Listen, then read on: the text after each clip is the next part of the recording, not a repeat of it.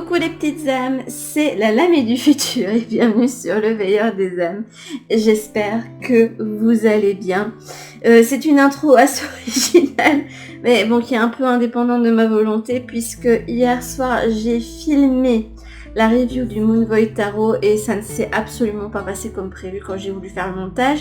Déjà, j'aurais dû me douter qu'il allait avoir un souci quand ça ne voulait pas me faire le rendu sur mon logiciel. Donc j'avais dû exporter la vidéo comme ça sans rien modifier dessus. Et quand j'ai pris le fichier que j'avais exporté, eh bien au tout début il y avait une image figée sur mes mains avec le boîtier et il n'y avait pas de voix et d'un coup ça s'est mis à parler. Donc voilà. Bref, on va aller découvrir ensemble Moon Void Tarot. J'espère que cette review va vous plaire et voilà, je vous laisse maintenant avec la Lamé du présent entre guillemets. Bisous. Alors, évidemment, comme tout deck qui est édité chez eux, pour la plupart, dans cette gamme de prix, c'est dans les 32 € celui-là, ouais. Ils viennent tous dans des grands boîtiers comme ceci, assez solides, voilà. Hop. Et je vais vous lire le dos. Donc, au cœur de l'introspection se cachent les plus belles découvertes. Et si vous vous accordiez un instant. Mêlant astrologie et tarot, le jeu que vous tenez entre vos mains est une invitation à découvrir votre moi intérieur. Précieux miroir dans le travail de l'ombre. Et c'est pour ça d'ailleurs que j'ai choisi ce deck. Il favorisera votre guérison et vous aidera dans votre travail d'introspection. Il tient son nom du moment où la lune quitte un signe astrologique avant de passer au suivant. Cette période est propice à la pause et à la réflexion. Chaque carte de ce jeu représente les énergies que vous êtes invité à incarner pour transcender et sublimer les étapes de votre parcours de vie. Développez votre intuition et reprenez possession de votre pouvoir personnel.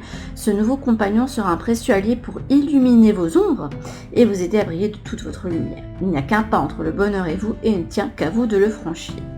Évidemment, c'est un tarot classique. Ici, il aura 78 cartes, comme d'hab. Je précise parce qu'il y a des tarots qui ont plus que 78 cartes. Et on a un livret dedans qu'on va aller voir. Alors, hop, la boîte cloche.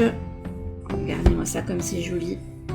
Alors, c'est tout en noir, blanc et rouge, avec des petits détails rouges comme ceci. Ils viennent illuminer les cartes, je trouve. Le petit livret. Et là, on a les fameux... Ça, je trouve ça quand même vachement pratique. Les espèces de liens qui permettent d'avoir plus vite les boîtes, etc. Donc ça, c'est le boîtier. On va le mettre de côté aussi. Et je vais retirer ça, mais le remettre après pour vous montrer. Parce que derrière ces petits trucs en carton, généralement, eh bien, des détails cachés. Regardez comme c'est magnifique ici. On dirait une lune qui est voilée, je trouve ça super joli. Hop, je vais remettre mon petit carton avant que je ne puisse plus le faire. Parce que je suis de la team maladroite. Hop, voilà. Et on va aller voir tout de suite eh bien, le reste du deck. Hop, je vais mettre de côté. Alors, je vais vous montrer un petit peu de quoi est fait le livret. Hop. Donc ça, si vous hésitiez à l'acheter, voilà. Donc vous avez les à propos avec l'auteur, le sommaire assez fourni, voilà. Vous avez le mode d'emploi qui explique un petit peu comment le tarot a été conçu. Qu'est-ce que le tarot et comment l'aborder si jamais vous êtes débutant, mais je ne pense pas a priori que ce soit vraiment un deck pour débutants. Toutefois, si vous êtes débutant, que vous n'avez pas de tarot et que ce deck vous appelle, c'est qu'il y a une raison. Donc ne vous... Comment dire ça ? Ne vous faites pas influencer si vraiment vous ressentez un appel pour un tarot en particulier, c'est que ce tarot-là est somme toute fait pour vous et que voilà. Et qu'il y a une possibilité que vous fassiez un super travail avec, même si vous êtes débutant. Donc faut pas vous brider parce que vous vous dites « Ah, je connais pas le tarot, je connais pas l'astrologie, donc Eh ben, ce tarot-là sera pas fait pour moi. Non, pas du tout. Ça se trouve, c'était justement celui qu'il vous fallait, même si vous étiez débutant, et ça vous empêchera pas d'apprendre plein de choses avec lui. Alors là, elle explique ce qu'est la course de lune vide, enfin, la lune vide de course. Voilà. Un outil pour le travail de l'ombre et le travail sur soi. Hop là. Elle explique les éléments dans le tarot avec la suite des bâtons. Feu, coupe, eau, épée, air, pentacle, terre. Et alors elle explique quelques petites choses dessus. Comment on peut apprendre à connaître son jeu avec différentes petites questions à poser avec votre tarot, et avec une carte, et bien vous allez pouvoir rentrer plus en connexion avec votre jeu.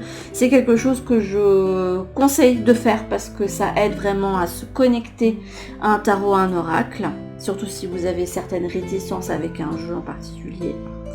Alors, travailler avec les archétypes et la création d'un hôtel. Les tirages de tarot basiques. Elle fait différentes suggestions avec les tirages à 3 cartes.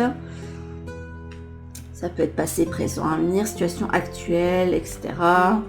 Les tirages à 5 cartes. Comment interpréter le tirage. Et elle parle de la dernière carte du paquet cachée sous le reste du jeu. Cette carte est un peu l'enveloppe dissimulée qui englobe le message général.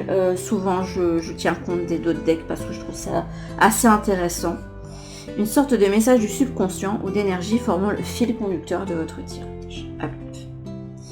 Comment lire les renversés. Et puis, il y a aussi cette possibilité que vous ne les lisiez pas renversés. Hein. Ça, c'est à votre choix. Et puis là, elle présente les arcanes majeures avec chaque fois le chiffre et un message assez général. Bon, c'est pas hyper fouillé, mais ça permet d'aller à l'essentiel déjà pour débuter sa pratique. Et ça permet de voir comment l'auteur du tarot voit en fait chacune des arcanes, avoir sa vision en fait de la chose. Et puis vous avez la même chose pour les mineurs. On commence par les bâtons. Et puis vous irez sur les coupes, je crois. Ah non, les épées. Ma suite préférée. Non, en fait, c'est pas ma suite préférée du tout. Je ne l'aime pas. Il va falloir que j'apprenne à l'aimer, mais c'est compliqué pour le moment. Les coupes. Et les pentacles qui, pendant longtemps, est une suite que je n'aimais pas. C'était celle-là que je n'aimais pas. Maintenant, j'ai appris à l'aimer. Maintenant, c'est les épées qui me posent encore souci. Mais ça va aller. On va y arriver. Hein. Voilà. Hop. Après, il y a quelques petites choses sur le tarot et l'astrologie. Moi, je ne suis pas d'accord avec tout. Notamment sur la carte de la lune, parce que souvent, on a un crabe qui est représenté dessus. Et pour moi, la lune, c'est vraiment en connexion avec le cancer. Donc, j'ai vraiment beaucoup de mal à ce que la lune soit associée au poisson et le cancer associé au chariot. J'ai beaucoup de mal aussi.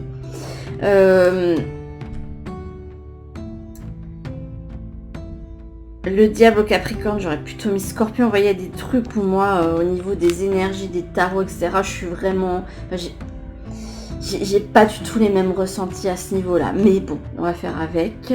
Alors, je dis pas que j'ai raison, mais faut savoir écouter aussi sa voix intérieure et comment nos guides travaillent avec nous aussi.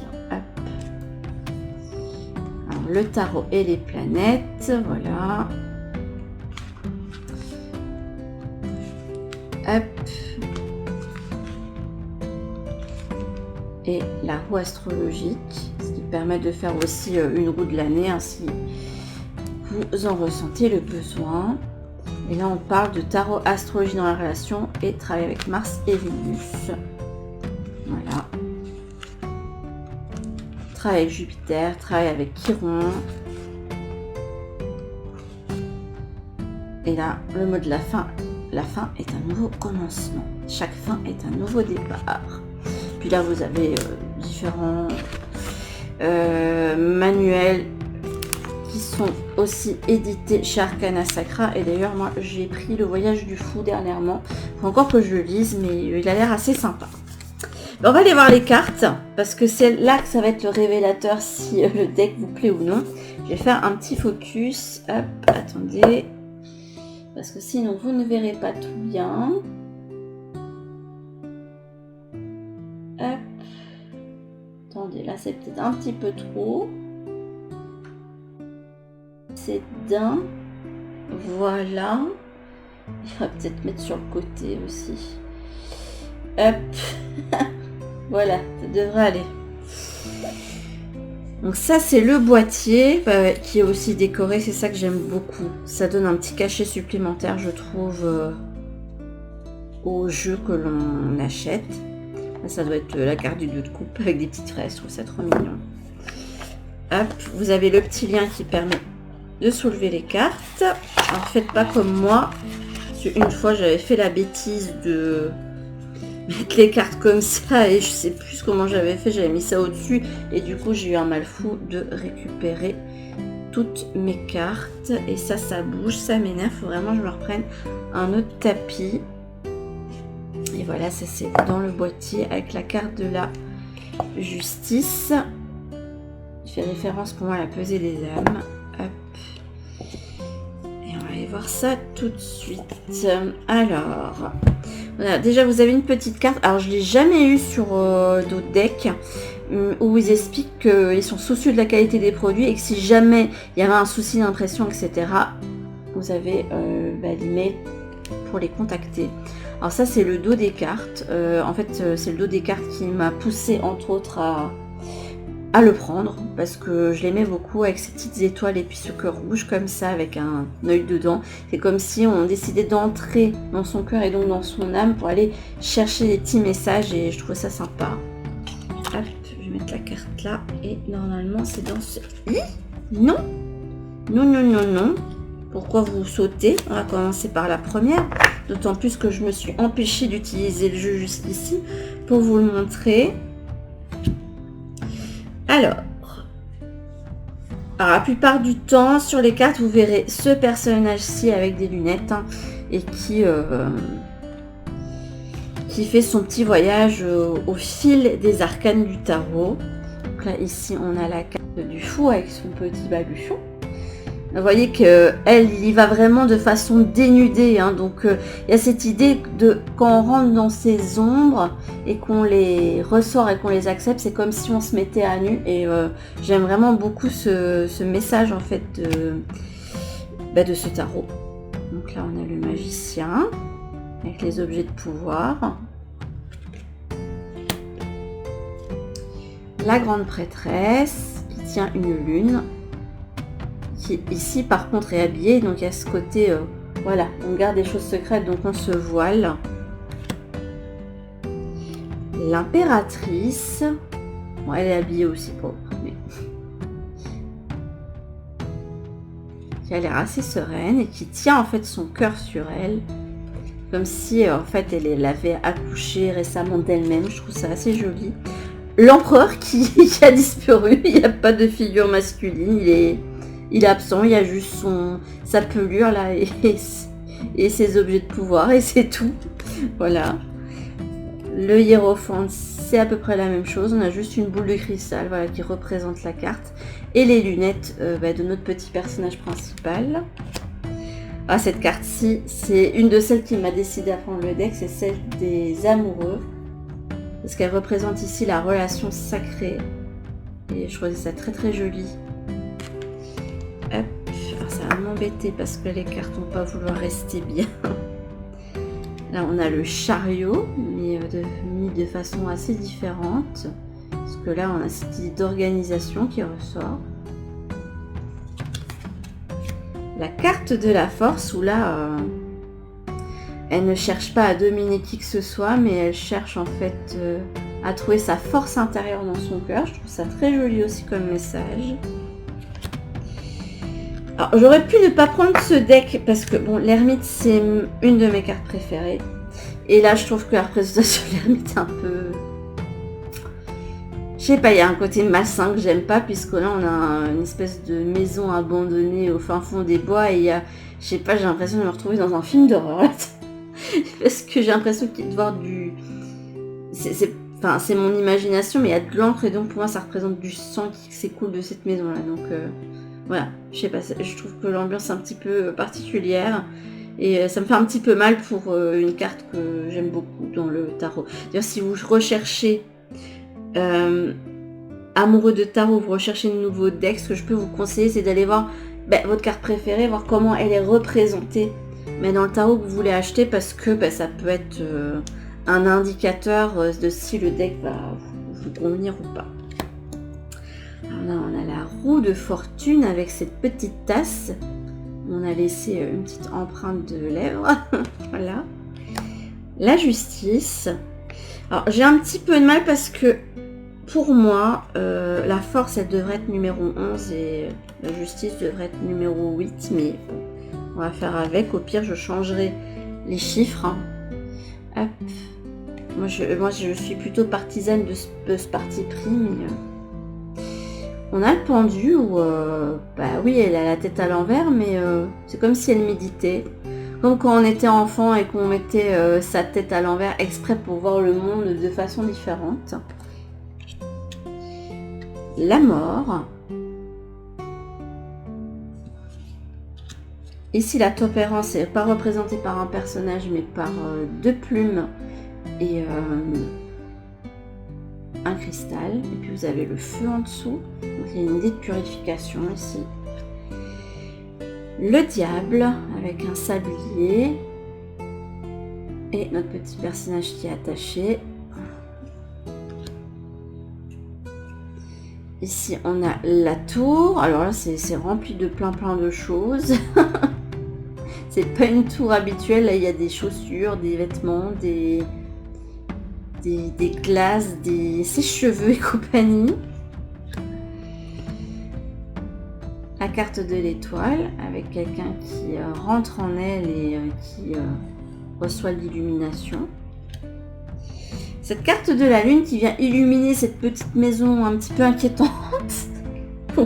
On retrouve un petit peu la carte de l'ermite là du coup, mais éclairée cette fois-ci par la lueur de la lune. La carte du soleil qui éclaire une ville ici. Le jugement. Ça fait référence ici à son propre jugement. Ah, celle-ci elle est trop mignonne, cette carte du monde avec le personnage accompagné d'un petit chat. Et puis là, on va commencer par les bâtons. Donc la suite de bâtons. Voilà. Le 2 bâtons. Le 3 de bâtons. Bah, heureusement que c'est noté parce que là, j'aurais pas deviné que c'était ça. Le 4 de bâtons avec cette idée de lien entre deux personnes, puisqu'elle est accompagnée ici d'un homme. Ils sont en train de faire un pique-nique entre deux arbres. Le 5 de bâton. Le 6 de bâton avec le laurier de la victoire. Le 7 de bâton. Là, carrément, on a une espèce de bâton assez pointu qui coupe la route de notre personnage et que ça l'empêche en fait d'avancer sur son chemin. Le 8 de bâton, c'est une carte où on va rapidement vers quelque chose. Le 9 de bâton qui représente notre capacité à rester déterminé, notre capacité de résilience, tout ce qui nous a blessés jusqu'ici, un petit peu comme si c'était une couronne d'épines. Et le 10 de bâton, avec ces arbres qui ont grandi, qui portent le poids en fait de plein de choses sur eux. Le valet de bâton et cette notion de créativité. Notre petit cavalier de bâton, intrépide avec ce petit chat. La reine de bâton avec son feu intérieur. Et le roi de bâton. C'est sympa parce que pour les cartes de coup, il n'y a pas spécialement de personnage. Donc là, on est plus centré sur une énergie et je trouve ça assez sympathique. C'est bizarre, mais ça fait quand même plusieurs fois où je vous présente des cartes, où je tire les cartes et où j'ai une énergie très posée. Où c'est le calme plat dans mon esprit, ça fait un peu bizarre. ça me ressemble pas. Alors là, on a l'as d'épée, cette main du destin. C'est comme ça que je l'appelle. Le 2 d'épée. Toujours avec cette énergie d'hésitation entre deux voies. Le 3 d'épée. toujours cette idée d'avoir le cœur transpercé par les épées. Hein. Le 4. Avec l'idée de sommeil ici. Le 5 d'épée. Avec cette idée de conflit ici. Le 6 d'épée avec une voie, un pont qui s'ouvre hein, pour permettre d'aller d'un endroit où on était blessé à un autre plus serein. Hop. Le 7 d'épée, mis dans les petits baluchons là, prêt à être piqué par quelqu'un. Le 8 d'épée, avec toujours cette notion d'emprisonnement, alors que une fenêtre ouverte ici qui permet de s'enfuir hein, si on en a envie. Le 9 d'épée qui représente la dépression entre autres. Et la carte la plus sympathique du tarot, le 10 d'épée. Avec cette idée d'avoir été complètement trahi, blessé, mis à terre. Mais on est encore vivant. On ne sait comment, mais on est encore vivant. Notre valet d'épée, avec cette notion d'apprentissage. Notre cavalier d'épée qui a envie de donner des nouvelles, de communiquer quelque chose. Notre reine d'épée ici qui elle me réconcilie un peu avec la reine d'épée, puis il y a quand même un côté très sage avec la chouette. J'entends le mot Athéna aussi. Cette idée d'avoir beaucoup de clarté, d'esprit critique et de la justesse aussi. Et ce roi d'épée qui cherche aussi à être juste, mais qui ne peut parfois ne pas l'être. Il peut avoir un jugement juste ou injuste, en fonction de s'il veut suivre ses valeurs ou s'il décide de dominer les autres. Voilà. Alors, on va prendre les coupes. Là, les coupes sont représentées par des petites tasses, donc il y a cette idée quand même assez contemporaine hein, ici, parce que généralement on a des espèces de calices qui font référence quand même à d'autres temps. Donc là, c'est quand même plus modernisé, je trouve ça chouette. Donc là, on a l'as de coupe. Notre petit 2 de coupe, là, avec 2 tasses qui débordent. Ils sont pleines de passion et qui s'unissent ensemble. Voilà. Notre petit 3 de coupe, avec cette idée de tentation aussi qui vient avec ses fraises. Le 4 de coupe. Avec quelqu'un qui s'endort avec toutes les coupes qu'elle a mangées, mais derrière, il y a comme une illumination, comme si quelque chose attendait d'être révélé. Notre petit 5 de coupe, avec toutes celles qui sont tombées par terre, celles qui s'écoulent, et puis reste debout quand même. Le 6 de coupe avec cette notion de souvenir ici, de tout ce qu'on accumule aussi. Notre 7 de coupe avec les idées qui fusent, les envies aussi pour lesquelles on peut hésiter. Voilà.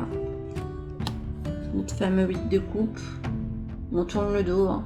Avec le strict minimum, elle s'est remise à nu ici. Le 9 de coupe. Avec tous les désirs et rêves réalisés. Et cette carte-là est juste magnifique. C'est une des cartes que j'aimais bien aussi. Le 10 de coupe avec le couple ici. Et un côté très décalé, j'aime beaucoup ici. Puis pour une fois, il n'y a pas d'enfant représenté aussi, ce qui donne cette idée que si vous décidez d'être en couple avec quelqu'un et de ne pas vouloir avoir d'enfant, mais c'est valide aussi pour vous arriver à la complétude, et je trouve ça très joli comme message. Et il y a vraiment ce côté très moderne et déconstruit, décomplexé. Là, on a notre petit valet de coupe. Notre cavalier. Là, il nous tente le cavalier quand même, on dirait qu'on est prêt à manger une glace. Notre reine de coupe intuitive, débordante d'amour. Et notre roi de coupe qui est bien dans ses baskets et qui tient sa coupe correctement. Quoi. Voilà. Et là, on va passer au denier. Ça, c'est les derniers. Donc, l'as de pentacle. Notre petit 2 de pentacle. Le 3 de pentacle. Alors, il y a l'idée de construction qui ressort pas spécialement ici. Donc, il y a quand même intérêt à connaître certaines significations avant de se lancer. Parce qu'autant dans certains Rider-Waite, on voit quand même des personnes qui travaillent de concert, etc. Que là, vous avez juste une porte avec avec le 3. Que c'est un petit peu compliqué de savoir que ça parle de construction de quelque chose. On a le 4 de Pentacle.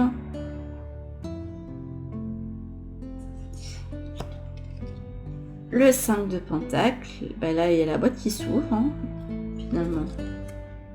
Et on est enfermé. Et là, ça s'ouvre. C'est comme une suite logique ici. Alors là, on a le 6 de Pentacle avec le fameux donner et recevoir. Hop.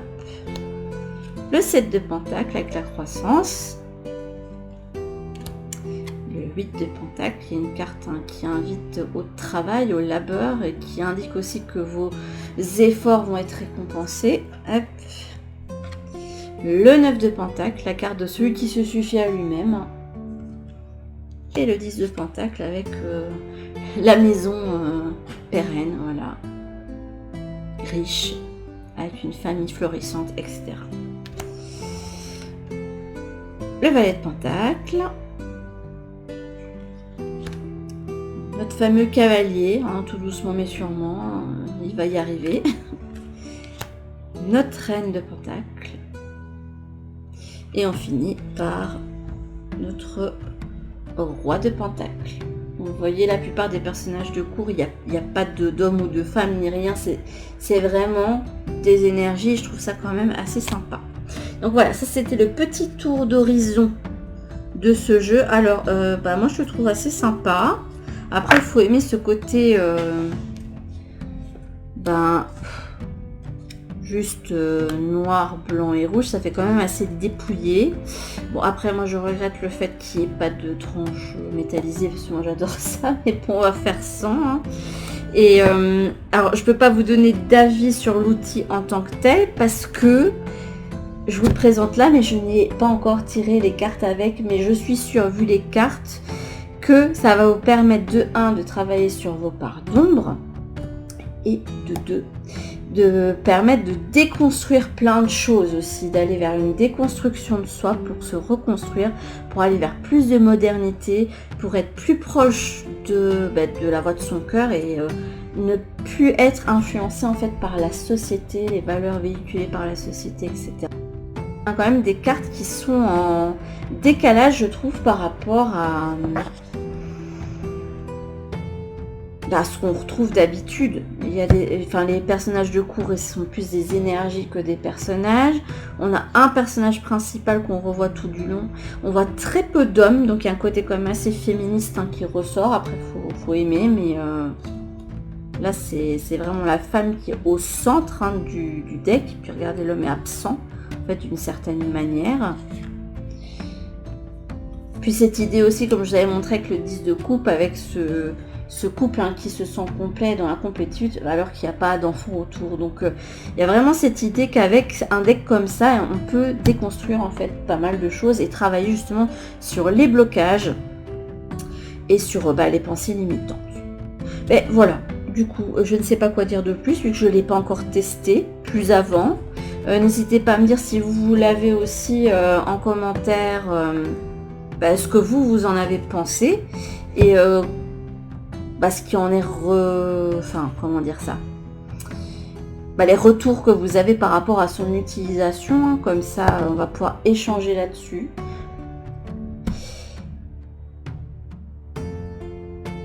Ouais, j'aurais bien fait un tirage, mais je vais garder pour mon... Je vais l'utiliser pour ma guidance intemporelle, vu que j'ai tout préparé déjà. Mais sur ce, mes petites âmes, je vais vous laisser, même si je n'ai pas envie de vous laisser, mais je vais bien être obligée. Je n'ai pas blablaté comme ça dans le vide pendant 10 000 ans. Je vous fais de très gros bisous et je vous dis à toutes pour une prochaine vidéo. Bisous!